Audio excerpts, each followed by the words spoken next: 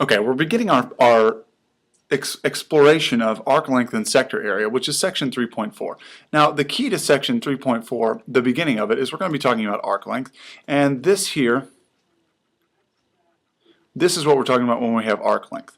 And our theta is going to be this angle here that's cut out. This is going to be r for radius, and the arc length is going to be represented by s. Whoops. And our key is going to be that our angle theta in radians is going to be equal to the length of the arc over the radius. Okay, so theta in radians is equal to s over r. So that means that the arc length is equal to r times theta. So it's pretty easy. Radius times theta is going to give us the length of the arc. And so let's look at example 1. Give the length of the arc cut off by a central angle of 2 radians. So I'm going to write theta equals 2 radians. And the radius is equal to 4.3 inches. I can label my diagram here. And this is going to be 2. The radius is 4.3. And if I remember my formula, it's going to be arc length, S, is equal to theta times radius. So I'm going to substitute and do 2 times 4.3. So my arc length is going to be 8.6 inches. Pretty simple, okay? So that's how this works. A couple more examples. If I've got the diameter of this Ferris wheel is 250 feet. Let's assume that it's the State Fair of Texas Ferris wheel. 250 feet in diameter. Find the distance traveled when theta is equal to 45 or theta is equal to 105. So let's do the first part first. This is going to be part A. Theta is equal to 45 degrees. And our radius is going to be 125 feet because the diameter is 250 feet. Now, recall from the previous slide that theta should be in radians, so we need to convert 45 to radians. And if you don't remember how to do that, we can look at our unit circle and we remember that 45 degrees is equal to pi over 4.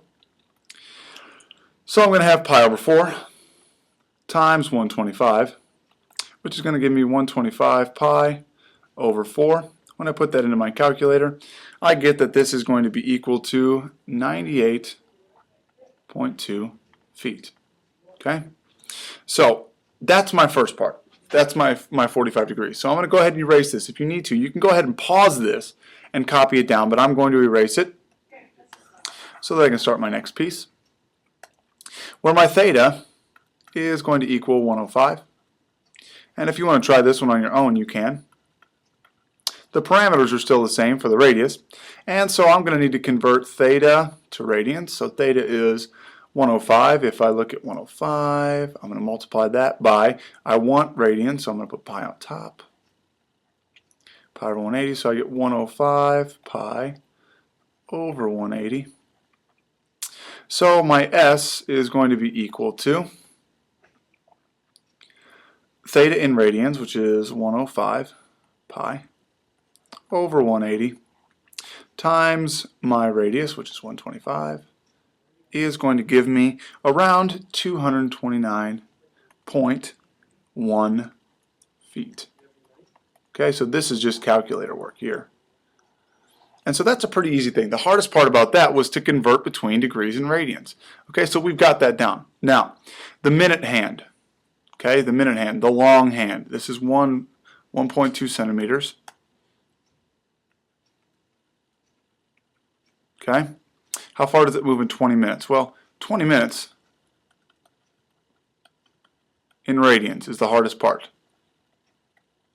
Let's think about this for a second. 20 minutes is 1/3 of 1 hour. So that's 1/3 of a whole revolution, which would be 2 pi. Okay, think about a clock. If it goes all the way around, that's 2 pi. So what we're going to have is we're going to have 2 pi over 3 times the length of the hand, which is 1.2 centimeters. And when we do that actual calculation, we get 2.4 pi over 3 which gives us a grand total of